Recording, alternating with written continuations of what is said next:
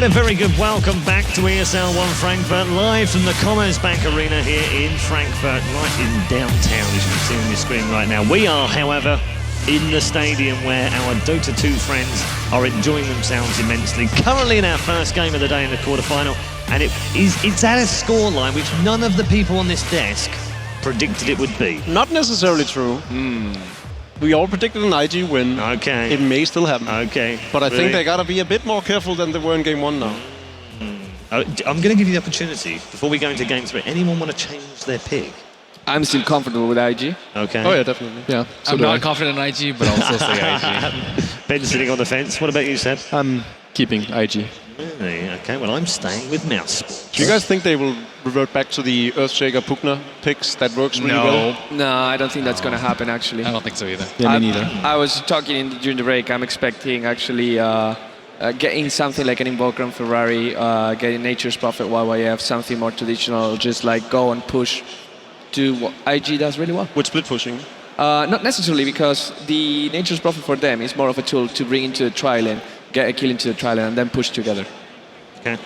We are going to get into picks and bans in just a moment, but quick reminder for you, if you're out there on the internet watching, thank you for joining us all over the weekend. We hope you enjoy the coverage here from Frankfurt. You can get involved, of course, and you can win yourself some goodies by using the hashtag #ESL1. Don't forget on the Twitter.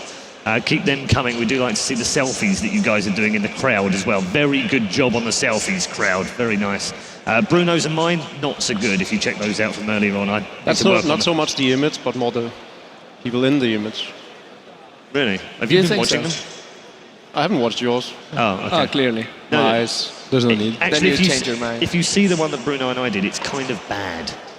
It is kind of bad. It's very bad. Right, anyway, enough of the nonsense. We are in to the draft for the final game between IG and mousesports. Bruno, take us away. And what is not bad is actually getting that like and first pick again. I'm surprised about mousesports.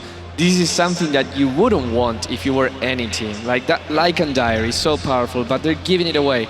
What do they ban instead? The things that they've been banning every single game. Batrider and Doom. Why are these heroes so good, guys? It underlines the train of thought. They do not want to be shot down in trying to gank. If Batrider eliminates one target, Doom pretty much does the same thing, right? With dooming someone, he'll not have any spells available, and their key heroes won't be as functional. Panda being one of them. Those two heroes are really, really good against Brewmaster. Whereas Lycan they can deal with if they just shut him down.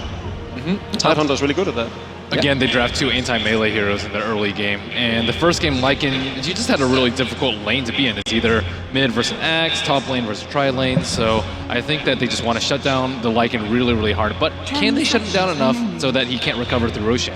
I think they shut him down really well in game 1, and still he just bounced back in no time. Ferrari really showed how fast he can pick up the farm, because we were 10, 12 minutes in, and all he still had was boots of speed and a bottle.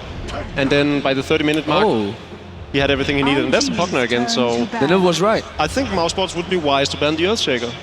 Over the Rasta, over the Shadow Shaman. I think it's more worthwhile getting that Earthshaker out of the equation. And do you think we're going to see the same things? Because last game, it also came with a Bane. The Pugna. Bane had... wait. Nope. No, it was a Shadow Shaman. Yeah, that's true.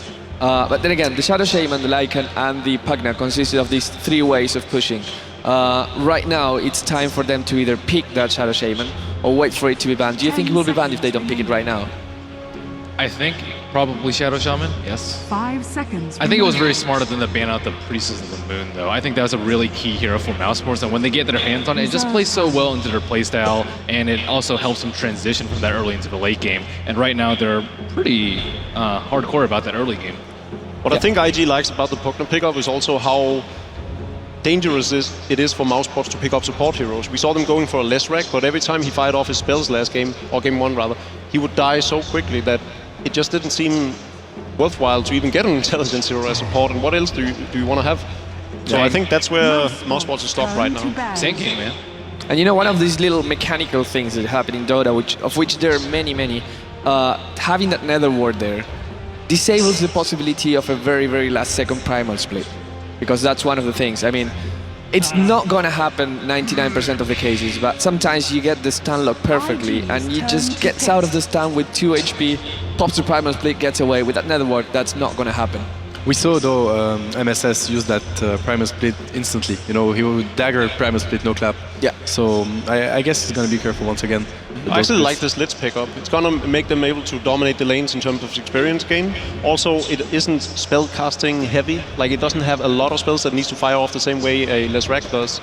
So in that sense, the Nether Ward isn't too big of an obstacle for them. So far, the mouse draft is not really balanced in the sense that they don't really have anything against BKBs, and they have no physical damage. Like, they have a lot of control, lots of magical burst, but they have nothing else, and that's the Shron Rubik. Like, Okay. this is gonna be amazing. Thank you for all your ultimates, Mr. Tide Hunter, yeah. Brewmaster Leech. We're gonna get a lot of them, and that Rubik. Positioning was key before against a Tide Hunter, now it's even more, because all you have to do is keep it away, play like an AA, stay back. That 1000 range spell steal will probably make things happen just straight away. And right now, what are your thoughts, Ben? Yeah, I mean, Rubik's going to be a really key hero. We saw how much Chuan dominated in Game 1. I don't know if he's going to bounce back. It's really difficult, though, against good Brews, against good Tide Hunters. And if they have Blink Daggers, I mean, Rubik's life could just be absolutely miserable. The Yeah. Treant Protector ban once again, like the third time in a row. So, and the famous pass A, like he's one of the best A in the world, honestly. He just showcased that the game before, so. Yeah, we were speaking about how he rarely dies pass. He's not. He's one of those supports that would never go 0, 20, 23, for example, right? No. He just stays there, and this hero suits him really, really well because he can stay back. He can even not like. This is a trend of Ancient Apparitions not even being in the team fight, just farming another lane safely and starting the team fight with a nice blast. So mousesports looking good right here, and they ban the Shadow Shaman, as he says. So they go for the Earth Shaker. There we go for the Earth Shaker. We all doubted you, Jacob. But this is clearly the way you deal with mousesports.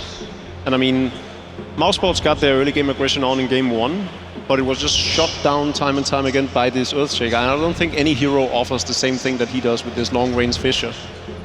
So it's a must-go-to hero, and I really wish that mousesports would have realized that it was the bane of their existence in Game 1, and that they potentially should have banned it instead of the Shadow Shaman. The thing is that mousesports is really reacting to what IG plans to do. Like, they're getting, for example, full team fight. They have no pushing power once again, which is what they had into 3 games, like what they had in the 3 games. They're just reacting to what IG is doing right now, I feel like. So they have great team fight. They have no pushing. They're just looking to counter go when IG shows in front of the tower. That's their game plan basically so far. And how are you ever going to push down towers against Pogner and Earthshaker? Not to mention Rubik. Yeah, because they're going to safe push IG. They're not going to commit. Like, exactly what they did in Game 1. Just place the ward, have the Lycan hitting the tower with the Roshan, like with the edges or something like this. Yeah. And mousesports right now, looking at the last piece of the puzzle, is going to be either a hard carry, or it could go against something more aggressive like the Bounty Hunter last game. Not necessarily going for a Bounty Hunter, but do you think mousesports should go for something early game and just be aggressive? They need. What they lack right now, in my opinion, is stuns and physical damage. For example, if IG decides to split push with the Lycan, how can they, like, they have the 3 ultimates that disable, but besides that, they have nothing to stop IG from just running around on the map. So they really need something to disable them and gank them, in my opinion. Would you say they cornered themselves into this point of the draft ban? I think they're okay. I think they can just pick something like a Luna and a lot of physical damage. I also think they need a BKB hero. You talked about how IG's line up. I mean, if they get a BKB hero too, it's just going to work wonders against Mouse. But I also think at the same time, That's for really Mouse. Yeah, and Ember Spirit, I didn't see that one coming. That's really good.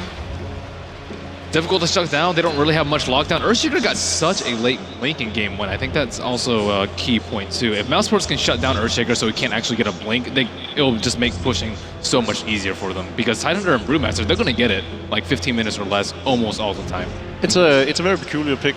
Normally, more traditionally, you would pick, as you were saying, a Moonrider or a Gyrocopter. Moonrider. Yeah. Who says that?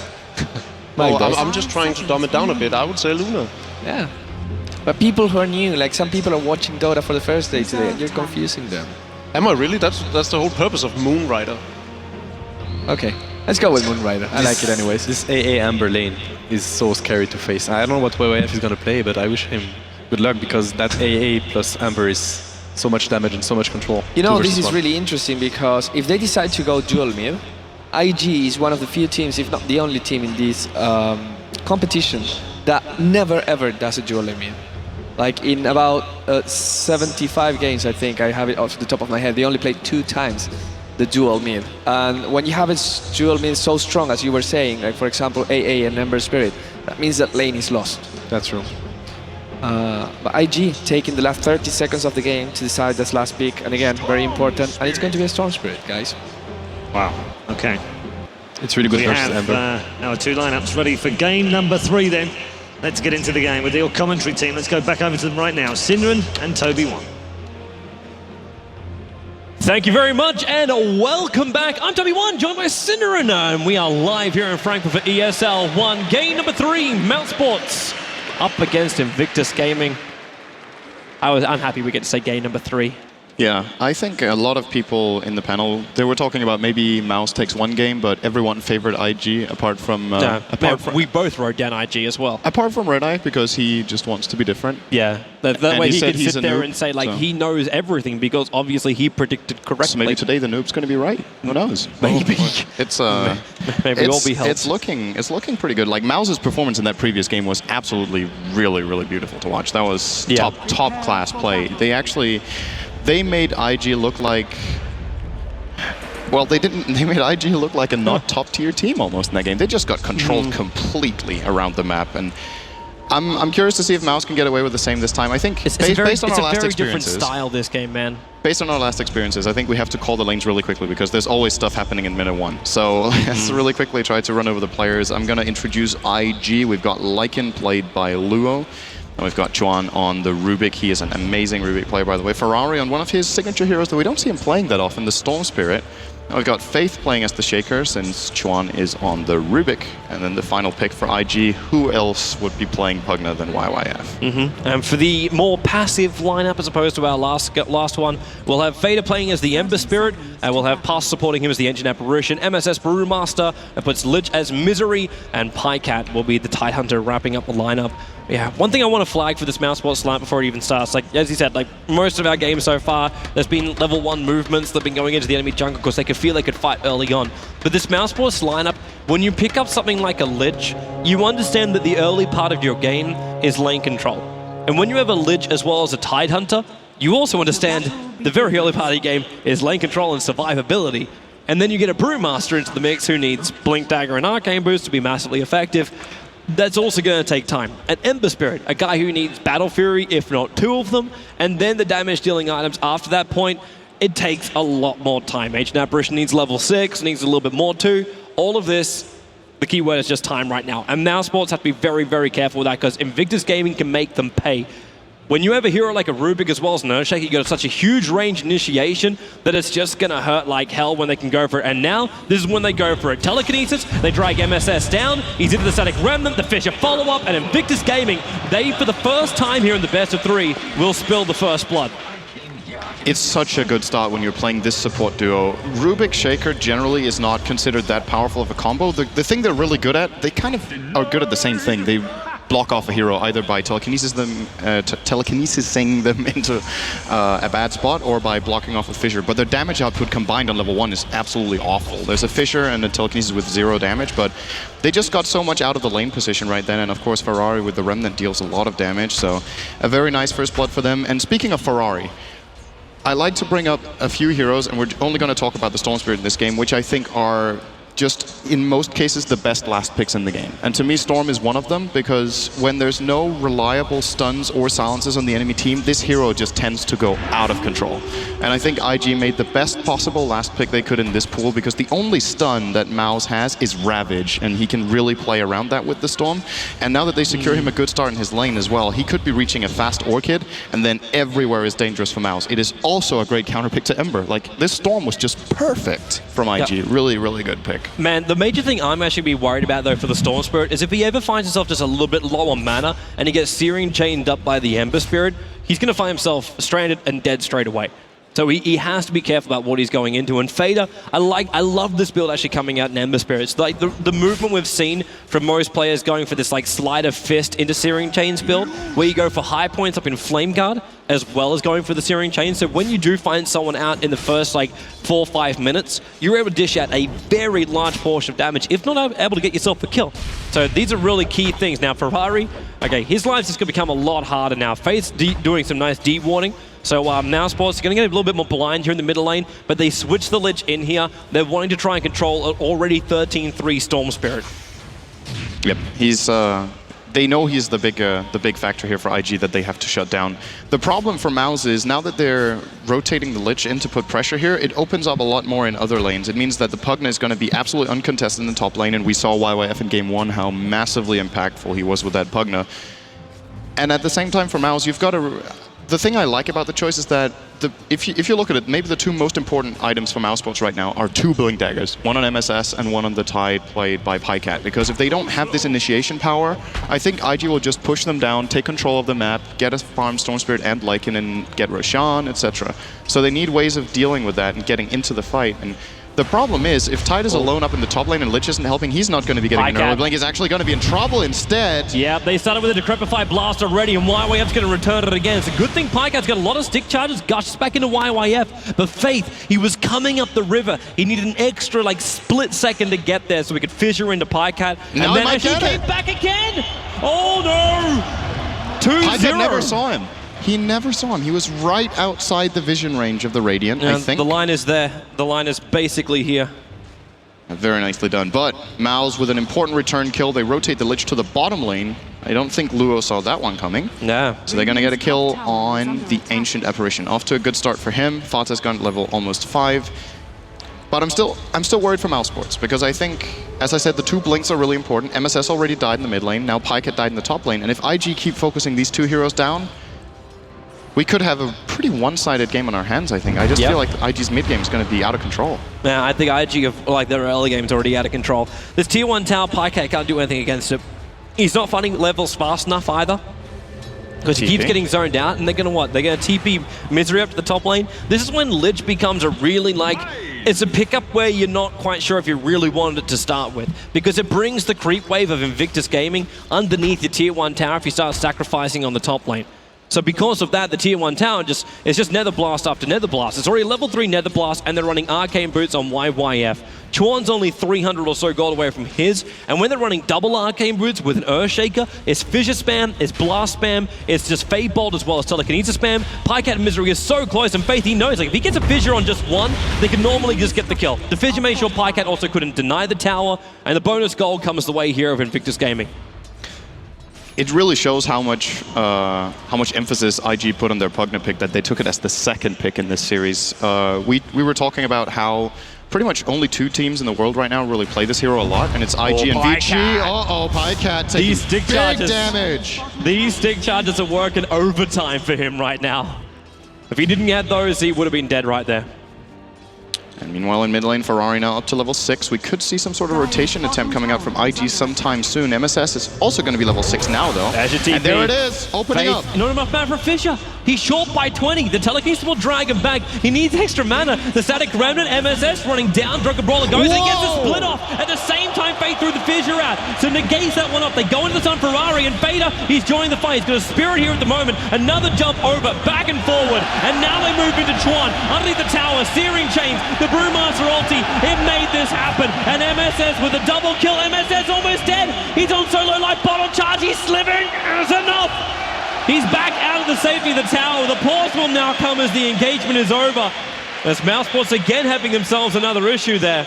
But that Brewmaster ultimate, if 20 mana broke that fight for IG right there. 20 mana, that was all it was. And it wasn't just 20 mana for the Shaker, it was also 20 mana for the Brewmaster. So if you notice, he held onto his regen for a very, very long time. And then when there was a little bit of time between 2 projectiles hitting him, he got the regen off and he got just enough mana to split and get it out while the Fissure was midair. That was very, very well done here by MSS. Those kind of plays, that's just huge. Instead of dying in what seemed like a pretty obvious death for him there, they end up turning it around, getting himself 2 kills and getting a lot closer to the blink as a result of that.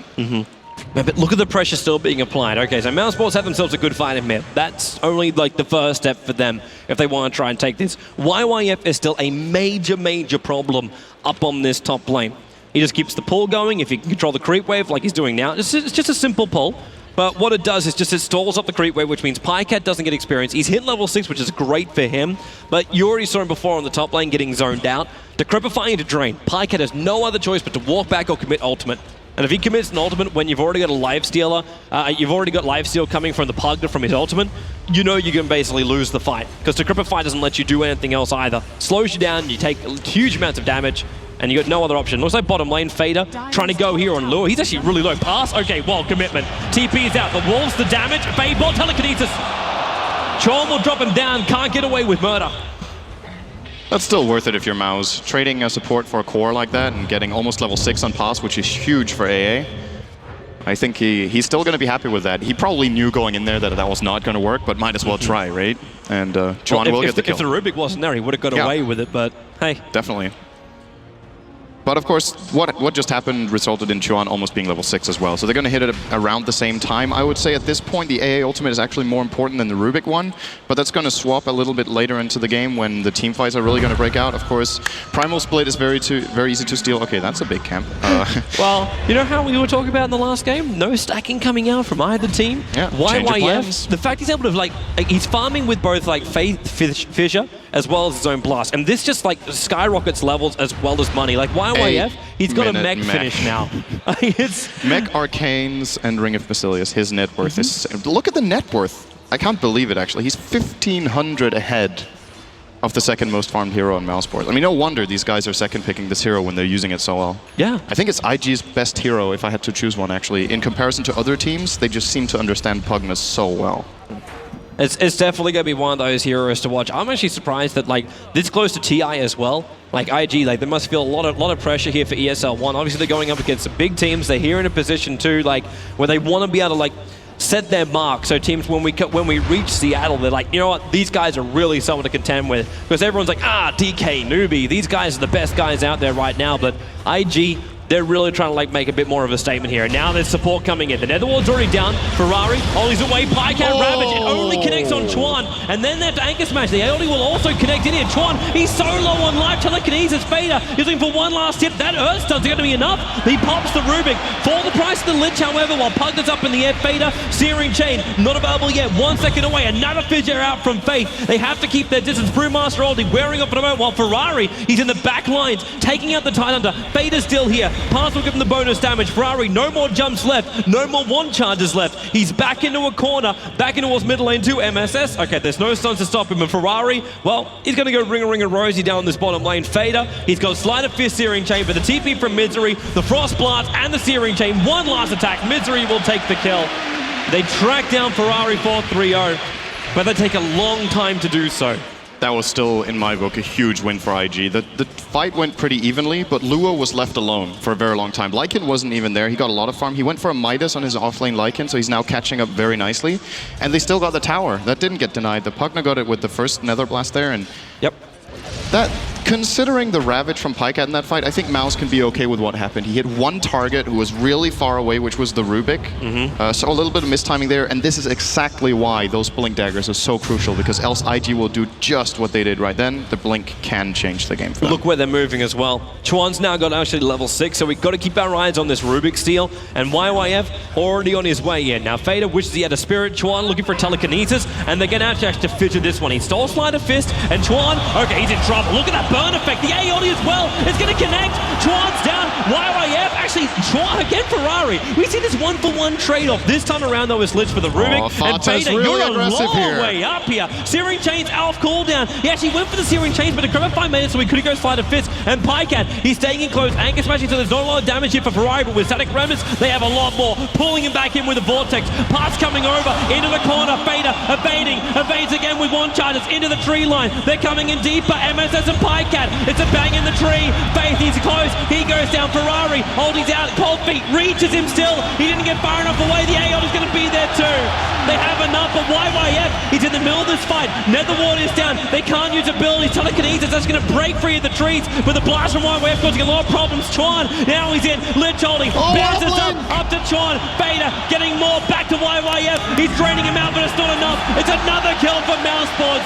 The blood is being spilled. The Brewmaster, he's on very low life, but up on top lane, we still got to bring him back. Luo is by himself. It's a 4v5 engagement that IG are playing up against mousesports. And they're getting an even trade again. That pretty much had no implications on that didn't make a difference for the golden experience. That was pretty much, that was a fight that went into 0. And it's a flat line, that's all it is, man. The Pugna in these fights is a nightmare for mousesports to deal with. And as a matter of fact, in the end of that fight, MSS used a Brewmaster split because he was afraid of dying. So that's going to be on cooldown for another 100 seconds, and it basically did nothing. He made an amazing play with the Blink Dagger, and I think he would have lived, but kind of panicked the ultimate.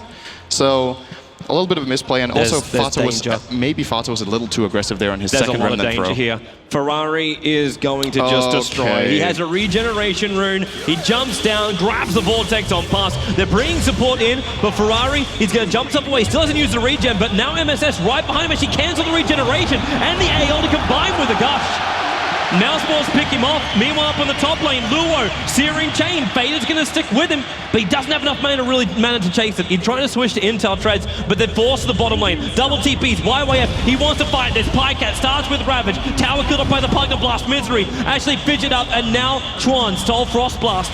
So he's got a nice off. He only could reach Pycat, but he's still a little bit off that Blink Dagger. But another tower going the way of Invictus Gaming. But they did lose Ferrari. Ferrari's going to be so sad with what just happened. I'm not sure if you caught it on the camera, but when he jumped in for that... The regen got cancelled? No, did he have a regen on? I'm not sure. He had a regeneration, but MSS, when he followed him, he actually clapped him and cancelled the regeneration, which is what he needed to jump away further. But he dropped the Remnant, and then his follow-up attack on that went on a random creep nearby. He misclicked, so he attacked another target, and because of that, they didn't have enough damage to burst down pass. And then it was too late, because he used so much mana on committing to the kill that he didn't get, and then it just got turned on around him when he tried to get out. So really good response from Mouse there, and still they lost the bot tier 1. And this is what's amazing about IG's lineup, is how Lycan has not really been part of fights yet. He's just been split pushing, and they're still playing up to par with mousesports. And again, this time around the action's in the top lane, they take the tier 1 bot.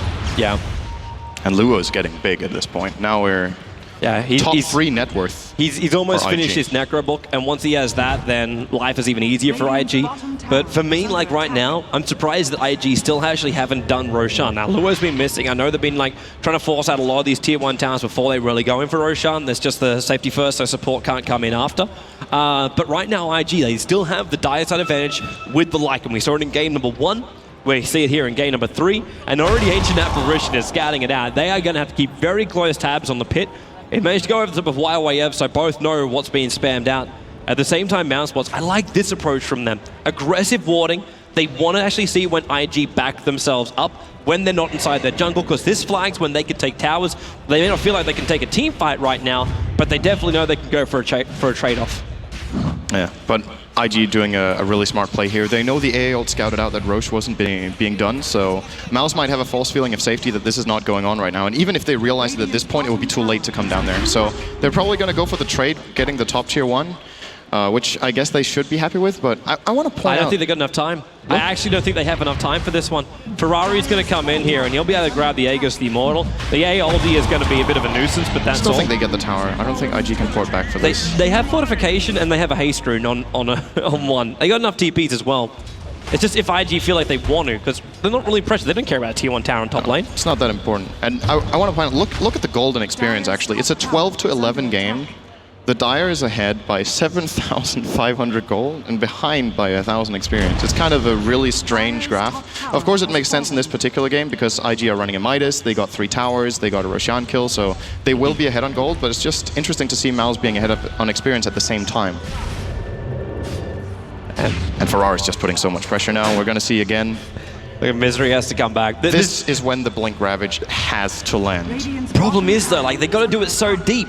Look where Ferrari comes up to. This is so smart from him. He holds the creep wave out. He's making it so mousesports have to fight on this side of the line. The second they have to do that, they lose all advantage coming into the team fight. You have to fight up to a Nether Ward as well as up against high ground. Even if you have Ravage, you won't feel confident for that.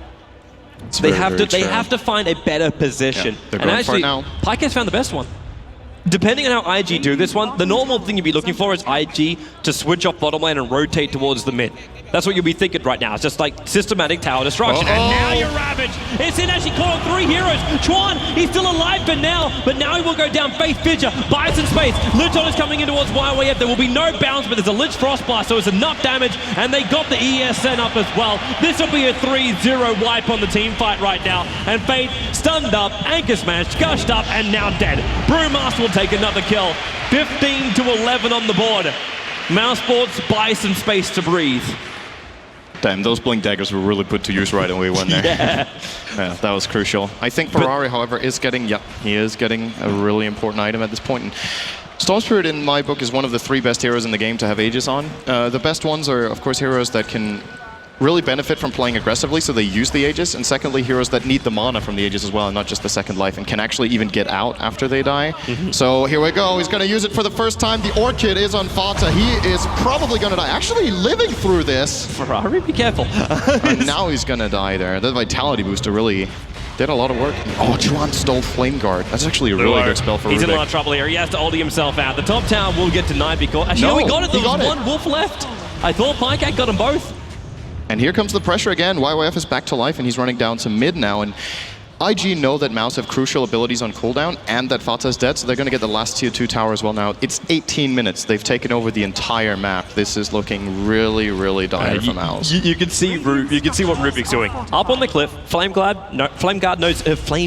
knows he's really, really tanky. All he's got to do is just blink it and grab someone with telekinesis. That's it. As if they come too close. And all other times, the catapult as well as YYS Blastus does the work. And you can't fortify against this. And now MSS, he goes on Ferrari. Orchid straight away. They're dragging him back in again. The Netherwall's making it impossible for AA to actually help out. And MSS, no split. Ferrari's in. He's actually in a lot of trouble right now because oh no, he's still alive. 15 life points. He's got Aegis the Immortal. He doesn't care. It's a double kill for Ferrari. And there's 3 heroes from mousesports just looking at this, wondering what they do. Ferrari's back at full life, full health, and the tier 2 tower is gone. I'm surprised IG aren't going for a little bit of damage on the tower. They're generally making really good calls and playing a little bit...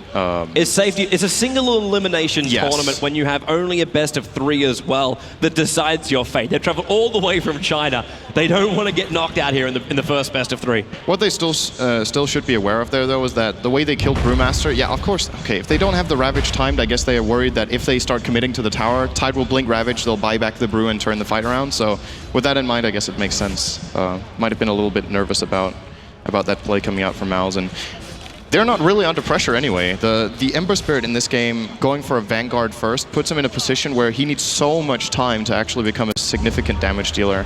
I don't know if the Vanguard was the right choice in this game. I understand he wants to be tanky so that he can commit into this fight with IG having all this damage, but he's the only carry for his team, and if you start out with a Vanguard on Ember like that, you really delay your impact by a lot. He's like their only physical DPS. That's a major problem, but it is showing you probably the mindset of mousesports also. They're looking at this going on, if we can't survive the fights, we can't do anything anyway, so let's just try and rely on Searing Chains. Let's try and rely on the control of MSS as well as the Titan to Ravage, and hope that also Pass continues to land some good ultimates, and also hopefully gets higher up in the levels. He's getting closer towards the Aghanim Scepter, but he still hasn't cracked level 11 yet. I say that when we're 20 minutes into a game, so we can't expect too much of him. But with the pressure that IG is applying, he's not going to find a lot more space to find these levels unless mousesports sacrifice their other heroes here. Which it looks like they're actually doing, like Passes up here on the top lane, and they're actually giving him that space. Yeah, it's the best level up they can get right now, and they know it. This is... It is going to be spell-based. They don't really have any physical damage, so they have to land all those spells properly, and because of that, level 2 ultimates become incredibly important here for the mousesports lineup, but they're just being contained at this point. You see their positioning, there are 5 heroes. This isn't only their half of the map, this is like their half of the map that they're on right now. There are 5 heroes. It's like they're inside a quarter of the entire map, and IG is farming the rest. IG knows they have access to Roshan when they want it later on. And meanwhile, Ferrari can farm so safely. The only way he gets killed is with a Blink Ravage, and I don't think Mouse want to commit that to killing him anyway, because then Ferrari can either just wait out his respawn or buy back, and they can maybe siege and try to take something really crucial, because without Ravage, I don't see Mouse defending the base, even with a good Brewmaster split. I just don't think it's enough. I'm not seeing it either, man. I'm really not seeing it either. And right now, like they're thinking about coming out, They're going to get really, really annoyed, however, if someone was thinking about smoking. God. This Dwarf is right on, like, there's no way you can move without Ferrari knowing about it. It's just that simple. He's seeing all 5 players right now, so Ferrari, Luo, like, he knows, like, thinking back to game number 1 again. Like, Luo knows everywhere they're moving, so Ferrari's free to move around too. He's almost going to finish up like immunity. This is going to be the bigger problem. And they found someone, they found Pycat. Look at the jump. Orchid up, Dragon back. There's no support that can come in time. Maybe it can with the A ulti as well as Ravage, Anchor. There's a lot of damage in MSS. He cripples him down. The AA will die for the Earthshaken. Ferrari TP's out in time. So 1 for 1. Primal split as well as Ravage used. Big win for IG. They used Echo Slam and they used Shapeshift, but Shapeshift has a short cooldown. It's going to be back when it's relevant. This though could be something Mouse which they have don't to want get something out of this, but they can't. They need the tier 1. They need it. They won't get it. YYF is there. He even has a Necro. Look at his inventory. Yeah, he's already got, he got Necro 3 and so does Lycan. They both got it. Double Necro 3 at 22 minutes, and that's, you wouldn't say that's some very impressive timing, but check the other items that they have. It's not like first item Necro 3. There's a Mech and Arcanes on Pugna. There's a Vlad's on the Lycan as well as a Midas. And then you're looking over to, let's see, the Storm Spirit. Almost with the back of bear. He actually has it. Yep. I think IG go mid. I see no reason why not to, but then big again, ultimates on cooldown, big item picks up. There's one reason why they may not do it. Like, they could fish around for mousesports, but I think they'll wait again for Roshan. I don't think so. When he's up, then they just crack the Aegis. They want insurance, man. That's all I'm thinking right now. Is safety first. I think they might want to... Okay, it looks like they don't want to push now. I think they could, but you're right. It may be safer to wait for the next Roshan, which is fine. It's an unneeded risk. But at the point when they want to push, I actually think it's the bot lane they go for. I think it's going to be the easiest lane for them to siege. They can play a little bit more in position and on some better angles for Stone Spirits to jump in from. As well as just, they can slow siege. They've got Wolves, they've got Nether Blast, and if Mouse decide to engage, they've got great counter engage. Shaker with Blink, Rubik with a Blink as well, so he can Blink Telekinesis, and of course the Orchid with Orchid BKB Storm. It's about that point now when I don't think I've ever seen this big of a difference between gold and experience at this point in the game. Like, it's so odd to see them being ahead by 15,000 gold and 2,000 experience for the same team. Like, these graphs usually go hand in hand, but Mouse have been taking good fights, but they've just been out-farmed and lost objectives like in game 1. They've lost their entire jungle, man. Like, there's resources across the map which you've got to be pulling it all the time. And IG have been continuously farming up like both top lane as well as their own jungle, because Luo has just been given all the space in the world up there. And when IG is adding pressure towards the bottom lane, they're grabbing most of the Radiant jungle as they go, and still splitting themselves between their lanes really, really nicely. And this is something which mousesports haven't had happen. Now Fader sees the double TP and runs away. Gotta go fast. Yeah. It's one of the things about Ember Spirit that's... It's pretty amazing to see how fast it travels, and I think the animation is actually pretty cool. So, Stone Guy's back. We'll see if IG want to set up for that. They've got great coverage. Look at the warding again. Like, this is so aggressive warding from IG. They've got complete control around the mid lane, as well as seeing a little bit into the Radiant Forest. And yeah, they're going to go for it right away, I think. All of Mouse are showing top. If they need to trade for a tier 2, I think they're going to be happy with it. I don't even think they need to trade. This Roche is going to fall really fast. And I believe, no, Ferrari doesn't have a TP. Neither does Faith. This is a trade.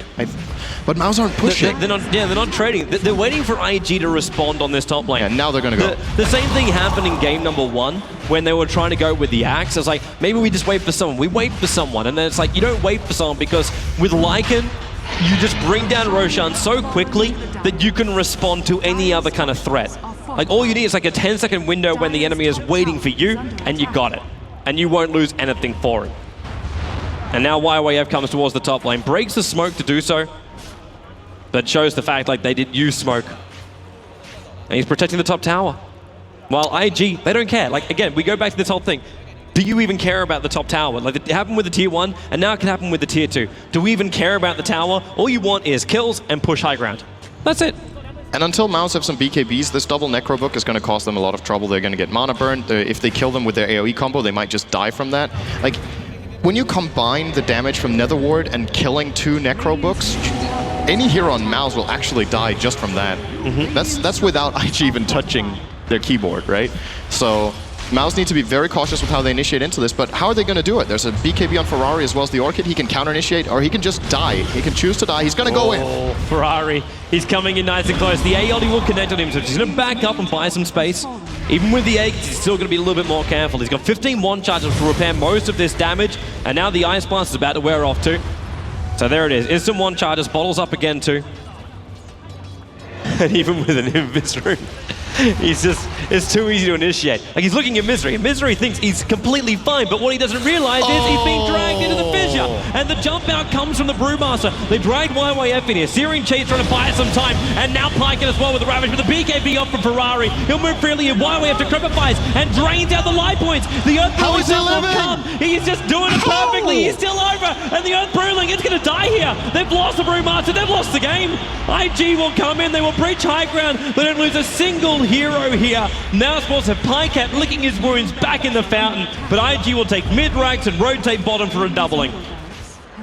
YYF's Pugna, man. It was brilliant. That's a decrepifying timing into the drain. Clutch plays. He realized exactly what Brutally he had to go for as well. Drained out the life points, couldn't be touched. This is why, like, going man-to-man fight up against IG is such a thing. Yeah, and their base is going to fall apart here. Of course, Mouse, being single elimination and being the third game, they will probably not forfeit the game until they've actually lost the base, but yeah, whatever hope remained, I think, is gone after that fight. And yeah, Misery got caught out by surprise there from Ferrari, and they end up paying for it, yeah. They admit the defeat. With the 2 Raxus down, Invictus Gaming will be the victors in this best of 3, advancing themselves forward, and the Germans eliminated here in the first round, but this is, of course, the perils of single elimination. And did you see IG's reaction to winning? Do you know what I was thinking? What? Just another day at the office. Right there.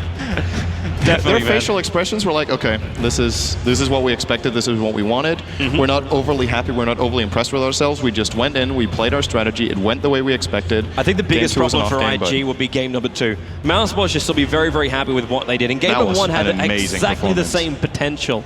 And that's something which I think Invictus Gaming are going to have to take from this. Like, they've got themselves a break for the rest of the day now, but they're going to look back through those replays and go, okay, we're susceptible here, we have to look at our weak points.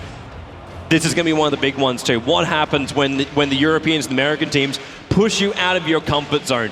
It's just a difficult place to go. But either way, the place we do go to, while Sidra and I get to actually have a bit of time off, we're going to go back to the boys over at the panel for their thoughts on the best of 3.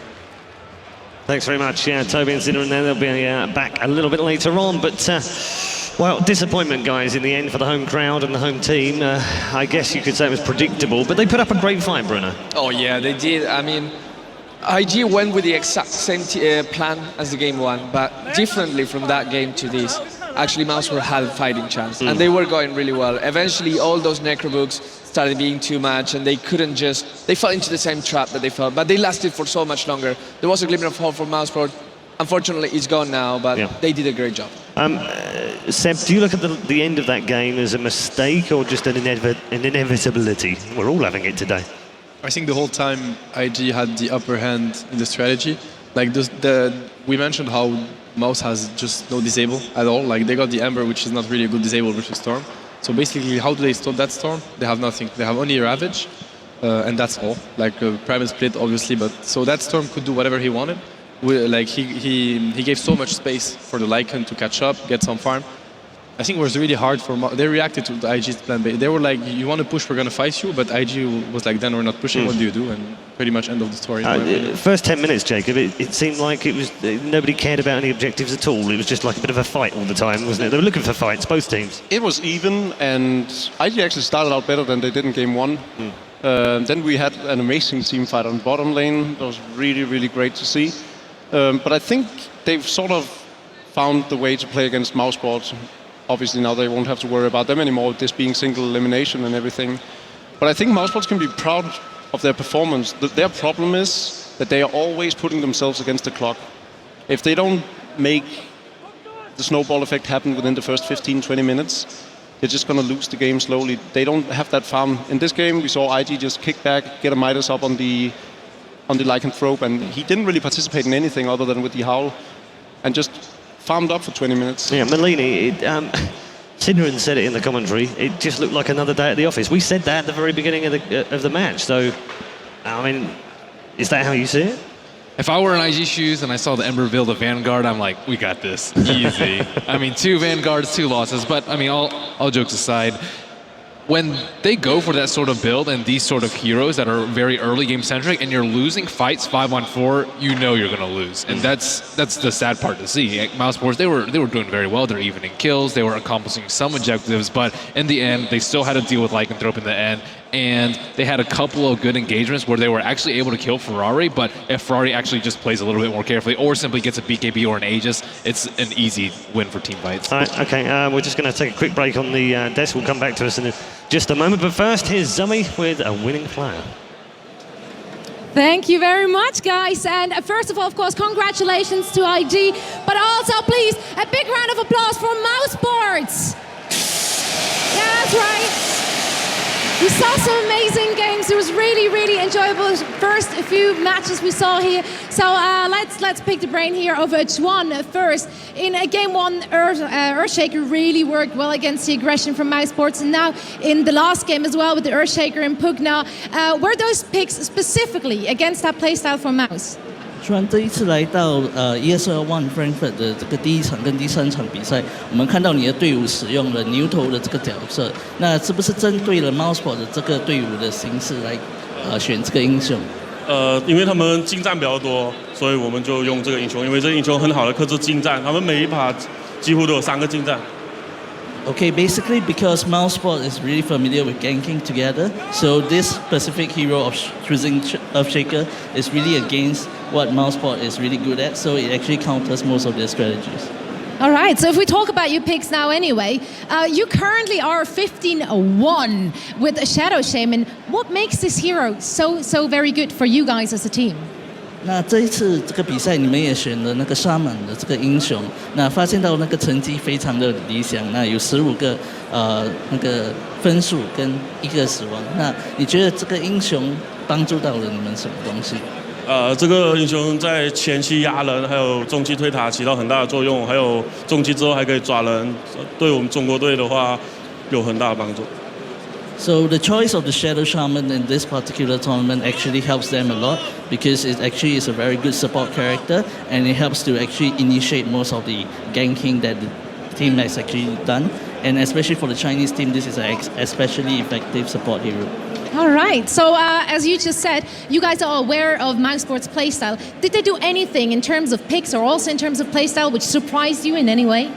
那你看到这一次 mousesports 用的英雄跟他们选到的那些政策方面的东西，你觉得有哪一个特别令你们感觉到意外的吗？还是只是觉得这些东西都是有在意想之中？没有吧，因为我们已经对他们做过研究，他们用的这些我们都知道的。So basically, the IG team is actually very familiar with what mousesports is doing. They actually have planned out all the strategies well against them, so they are very confident they were going to win this tournament. All right, well, that's good to hear. We, of course, wish you good luck with that. Thanks a lot for joining me with Jasper, our translator, and, of course, again, good luck for the rest of the tournament. And we're now going back to our analyst desk. Thanks very much, Zoe there with the interview. She'll be doing that all weekend and roving around trying to find as many of the celebrities, VIPs and players, of course, over this weekend of ESL One Frankfurt. Interesting answers to the questions, chaps. In particular, they specifically picked lineups that would counter what they thought mousesports were good at, which was ganking. I remember Chuan's last answer, he's like, oh, did you do anything that was surprising? He's just like, no. I was like, dang. Yeah, it's kind of sad, wasn't it? Jacob, you were going to come back in with something just before we went to Zoe. I think there was one thing they were surprised about, and that was the Vanguard on the Ember Spirit. If not the Ember Spirit pick itself, at least the Vanguard build. It seemed very lackluster. They really needed that late game option going into a Battle Fury or something that would keep them in the game later on. But that is mousesports games again. I mean, remember, they do super early strats and then they transition very, very late. When they do Skeleton King, they also don't go for any damage item until they have the Blink, the Treads, the Blade Mail. So I'm not surprised to see that, and I think IG was not surprised at all either. Okay, we're going to take a quick look back at the game. This is game number 1. This is the crazy fight, Jacob, that broke out in game number 1 all that time ago. At this point in the game, Chuan on the Earthshaker had already set up the fight. This is where he shuts off the entire mousesports lineup but Pikecat and just turns the fight around entirely for IG and then get the ward down and everything, and they just pick up kill after kill, and then you see Pycat reinitiate on his own. Probably shouldn't have done that. Yeah, Resulting in an ulti kill for Luo. And interestingly, at this point, Seb was saying, well, it's 6-1 on the screen, so to someone who is new to Dota, me particularly, it looks good for mousesports because they're 6-1 up, and suddenly it's 6-6, and it just snowballed from there. Yeah, they might think they have. I mean, I'm pretty sure they understood they didn't, but it's not about kills. Sometimes it's just about how the game flows and the item development. In that case, it really was the kills didn't matter that much. Yeah. Okay. And it's the exact same thing in game 3. Kills didn't actually matter. It was close on the scoreboard, but everyone knew that this was getting out of hand and IG was really having the upper hand. Yeah, if you are just joining us, you've missed a cracking match. It was 2-1 in the end to IG, but mousesports put up a good fight in map 2. We're going to take a look at some of the action from map 3, though. This is the first really big fight. Yeah, and the partner is trying to run away here, but that's the ability of having that Decrepify makes so much and made so much for all the time. This Fissure block is beautiful, and there's pretty much nothing he can do. The Storm comes here, traps them, TIE Hunter cannot do anything. And see how Fader lures them into the tree line, so his team can just follow up. And this is what makes the fight so interesting, because now they're all just stuck in the tree line, and they have to fight each other to death, basically. And then back on the Ember Spirit when he noticed that they're all blocked. I'm not saying it's not going to do much. The problem is that when you're blocked against a Pugna that's spamming the... Yeah, exactly. This is like the perfect scenario for a Pugna. There's 3 low heroes standing, cannot get out of this little prison of trees. And during all this time, the Lycan is just farming and catching up. This is what we mentioned, like the 4 versus 5. It looks like a win for Mouseport, but it's not, because it's... they're... Yeah, it starts off looking good, and then it just goes to pieces when they go down the tree line. We've got one more as well. This is right from the end of the game in game 3. This is pretty much the end of mousesports' run in this particular tournament right now. This is a great display of the individual skill of some of these players. Notice YYF on the... Or has this happened already? No, this is right here. Yeah, YYF being hit by the Panda ultimate, and afterwards the Rabbits. And look how low he goes. Yeah.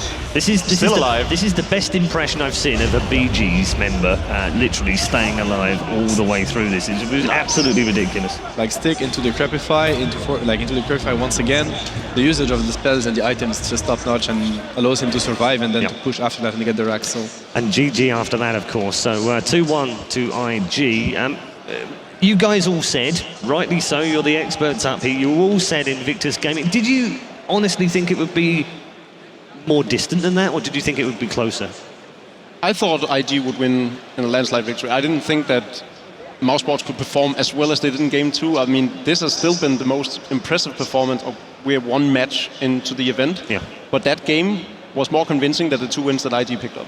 Yeah, okay. I mean, does it set them in good stead, do you think? I mean, the experience of playing the Chinese at this stage at ESL 1, obviously disappointing to go out for the home crowd, but for future tournaments, I mean, that's quite good practice, isn't it? It's obviously a learning experience for mousesports. They will come from these wiser into next competitions, but also it's a learning experience for everyone that's going to face IG later, because having seen that game, the Giant can bleed, and if they find out how they can make it bleed, they can take them. Ben, do you think that IG have shown anything that other teams would look at and go, okay, yeah, we'll learn from that, we'll make it, or were they fairly standard? I think in game 2, it was mostly like IG playing really, really greedy with the Faceless Void with Death Prophet, and that's just when Mouse plays that aggressively, you can't draft like that. So I would say that's actually more IG's fault than Mouse playing well. Not to take any credit away from Mouse, they played amazingly, but I mean, I think most of the stress that we saw from IG was pretty standard. They just have really top-notch experience, decision-making, and if you make a couple of mistakes, it's very difficult to take down a win. Yeah, mistakes were a key thing, weren't they, throughout the first and the third game, Seb? You mentioned it early on, game 1, decision-making not very good at times.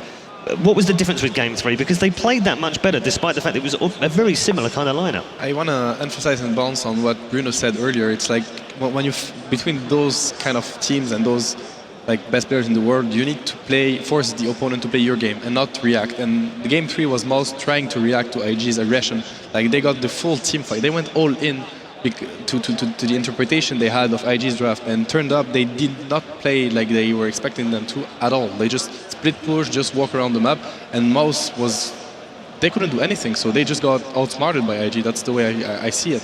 They need to force their opponent to play their own game. That's my interpretation of it all, I think. Okay, I mean, overall, what can we pick out of the bones for mousesports to take away as a positive, do you think, Jacob? I think this is a very good learning experience. They realized that, yes, we're really, really good at the early game. I think they've already known that. I think they figured that one out. Yeah, exactly. But they need to realize that they need to take something into the mid game that if they don't get that snowball effect going, they still need something to fall back on, because they never do. They pick the same kind of strategies and playstyle each and every game without anything at all to fall back on. So basically, if you're still in the game by the 25th minute mark, mousesports is probably going to lose the game. Yeah, okay. In terms of, I don't want to pick an MVP as such, but just standout players. Misery had a great second game. Anyone else for you stand out, Bruno? Well, Jacob there said before he was a very faithful man. I think Faith was just out there executing so well. I mean, he was there being the tempo maker, the creator of the team. Ferrari didn't show up game 2, but on the games that he did, he delivered like he normally does. So I go with those two. It's quite ironic, actually, that you and I had a chat with mousesports yesterday. We were teasing them a little bit and we were having some fun. And I said, don't worry, guys, I have faith in you. And they turned to me and said, well, screw you. Faith's playing for IG. Yeah, that didn't work. That didn't go down too well.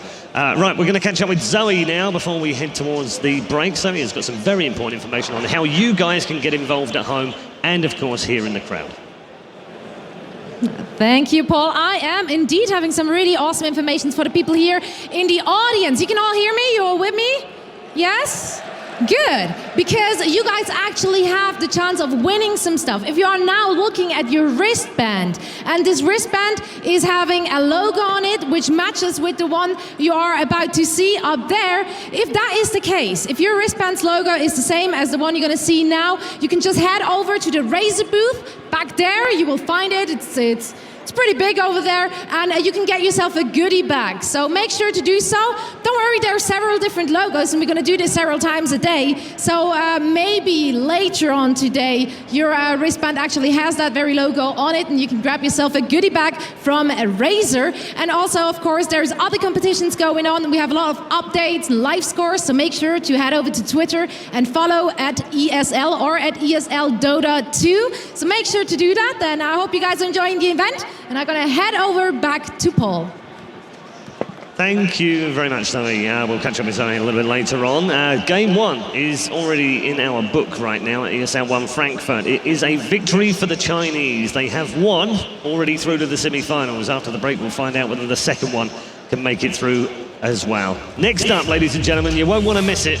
It's the precocious 16-year-old stand-in playing for Fnatic as they go head-to-head.